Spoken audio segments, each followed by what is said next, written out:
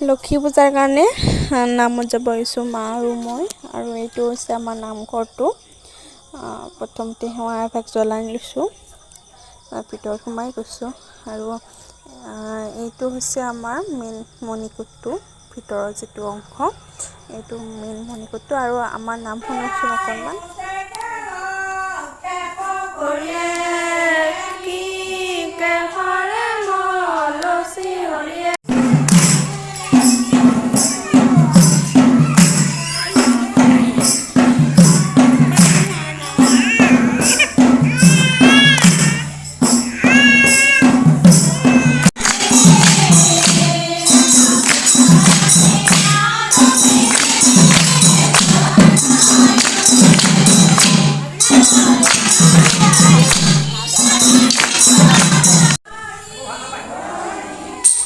আৰু আমাৰ নামৰ